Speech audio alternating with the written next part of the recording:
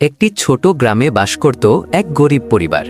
তাদের একটি সন্তান ছিল, ফুলের মতো নিষ্পাপ, সবার প্রিয়। কিন্তু একদিন হঠাৎ সেই শিশুটির ইন্তেকাল হয়ে গেল। মা বাবার উপর যেন আকাশ ভেঙে পড়ল। মায়ের কান্নায় পুরো বাড়ি ভারী হয়ে উঠল।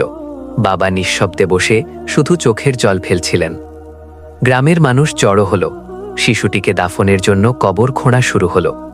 কিন্তু কবর খুঁড়তেই অদ্ভুত ঘটনা ঘটল। কবরটি হঠাৎ পানিতে ভরে গেল। সবাই অবাক হয়ে গেল। লোকেরা ভাবল হয়তো মাটি ভেজা, তাই অন্য জায়গায় দ্বিতীয় কবর খোঁড়া হলো। কিন্তু সেটাও মুহূর্তের মধ্যে পানিতে ভরে গেল। এবার মানুষের মনে ভয় ঢুকে গেল। তৃতীয়বার কবর খোঁড়া হলো, কিন্তু সেটাও পানিতে ভরে উঠল। চারদিকে নীরবতা নেমে এলো। মানুষ কাঁপা গলায় বলতে লাগল, এই নিষ্পাপ শিশুটি কি অপরাধ করেছিল? তখন শিশুটির মাকে ডাকা হলো। তিনি কাঁদতে কাঁদতে সামনে এলেন। কাঁপা গলায় বললেন, আমি একবার এক গর্ভবতী মহিলার পেটে লাথি মেরেছিলাম। সে খুব গরিব ছিল, আমি তার কষ্ট বুঝিনি। এ কথা শুনে সবার শরীর শিউরে উঠল।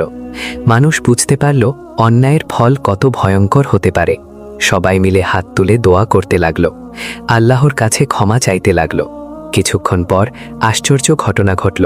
কবরের সব পানি ধীরে ধীরে শুকিয়ে গেল। তারপর শান্তভাবে শিশুটিকে দাফন করা হলো।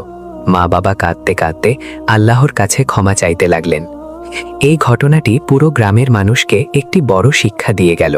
প্রিয় বন্ধুরা, কখনো কোনো গরিব বা অসহায় মানুষকে কষ্ট দিও না, কারণ তাদের চোখের পানি আর দোয়া দুটোই সরাসরি আল্লাহর কাছে পৌঁছে যায়। এই শিক্ষা সবসময় মনে রাখো।